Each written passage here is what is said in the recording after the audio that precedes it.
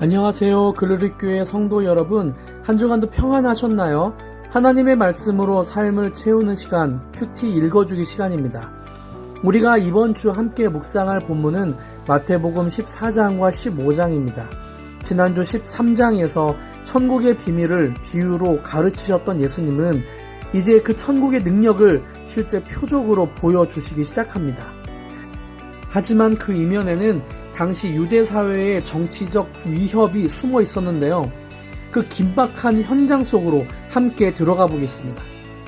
마태복음 14장은 비극적인 소식으로 문을 엽니다. 바로 침례 요한의 순교이죠. 당시 갈릴리의 분봉왕이었던 헤롯 안티파스는 자신의 부도덕함을 꾸짖던 요한을 목베어 죽였습니다. 성경은 헤롯이 예수님의 소문을 듣고 죽은 요한이 살아났다며 겁을 먹었다고 기록합니다. 이 소식을 들은 예수님은 배를 타고 빈 들로 물러가십니다. 단순히 슬퍼서가 아니라 아직 하나님 때가 이르지 않았기에 불필요한 정치적 충돌을 피하신 것이죠. 하지만 수많은 무리가 그 빈들까지 예수님을 쫓아왔습니다. 여기서 당시 시대의 상황을 주목해야 하는데요. 그곳은 먹을 것이 없는 빈들이었습니다. 로마의 압제와 헤롯의 착취 아래에 있던 유대 민중들에게 먹고 사는 문제는 생존 그 자체였죠. 예수님은 물고기 2마리와 떡 5개로 5,000명을 먹이는 놀라운 기적을 행하십니다. 사람들은 열광했는데요. 유대인들의 머릿속에는 광야에서 만나를 먹였던 모세가 떠올랐을 것이고, 이제 이 예수님이 우리의 배고픔을 해결해 줄 메시아다. 그리고 이 예수님이 로마를 몰아내 주실 것이다. 라고 사람들은 기대했습니다. 하지만 예수님은 그 열광을 뒤로하고 홀로 산으로 기도하러 가십니다.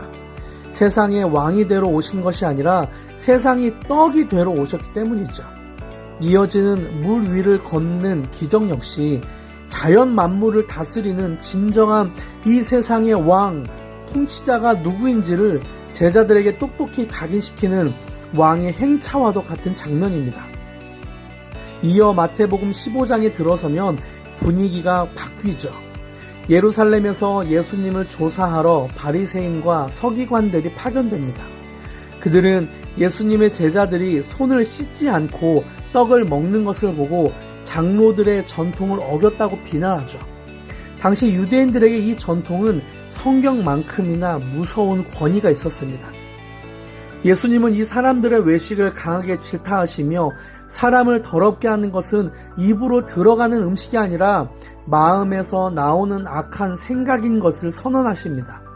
이 선언은 당시 유대교의 근간을 흔드는 파격적인 말씀이었습니다. 정결과 부정의 기준을 외적 어떤 행동에서 구분짓는 것이 아니라 내면의 중심으로 옮기신 예수님의 놀라운 말씀이신 거죠. 마태복음 15장 후반부에서 예수님은 유대 땅을 벗어나 이방 지역인 두로와 시돈으로 가십니다. 거기서 가나안 여인을 만나시죠. 당시 유대인들에게 가나안 사람들은 개처럼 취급받던 부정하고 소외된 존재였습니다. 예수님은 의도적으로 냉담하게 반응하시며 당시 유대인들의 편견을 거울처럼 그렇게 비추어 주시죠. 하지만 여인은 개들도 주인의 상에서 떨어지는 부스러기를 먹나이다 라며 겸손하게 그 앞에 엎드립니다. 예수님은 이 여인의 믿음을 극찬하시며 치유를 베풀어 주시죠. 그리고 이방 지역에서도 다시 한번 4,000명을 먹이시는 7병2여의 기적을 통해 생명의 떡이 온 유대와 이방에 충만한 것을 보여주십니다. 여러분, 마태복음 14장과 15장은 우리에게 묻는 것 같아요. 우리는 예수님을 나의 배고픔을 해결해 줄 어떤 능력자로 여기고 있지 않는가? 아니면 거친 풍랑을 걸어오시는 만유의 왕으로 보고 있는가? 또 겉모습을 치장하는 종교적 전통에 우리는 매여 있지 않는가? 아니면 내면의 나의 악함을 직시하고 예수님의 자비를 구하는 겸손한 가나안 여인의 마음을 품고 있는가? 이번 한 주 세상의 위협과 종교적인 형식주의 속에서도 흔들리지 않고 오직 우리에게 생명을 공급하시는 예수 그리스도 한 분만을 깊이 바라보는 시간이 되길 바랍니다. 성도 여러분의 한 주를 위해 제가 기도드리겠습니다. 하나님 아버지, 헤롯의 칼날이 번뜩이고 굶주림이 가득한 빈들 같은 세상 속에서 우리가 바라봐야 할 분은 오직 풍랑을 잠잠하게 하시고 우리를 먹이시는 예수님 뿐임을 고백합니다. 때로는 우리가 장로들의 전통처럼 나의 고집과 형식 속에 갇혀서 정작 예수님이 강조하시는 마음의 정결과 사랑을 잃어버리지는 않았는지 돌아보게 됩니다. 가나안 여인이 가졌던 그 간절함과 겸손함이 우리에게 있게 하여 주시옵소서. 그리고 비록 우리의 삶이 초라해 보일지라도 우리의 깨어진 마음을 만지시고 하늘의 신령한 떡으로 배불려 주시는 예수님을 바라보게 하시옵소서.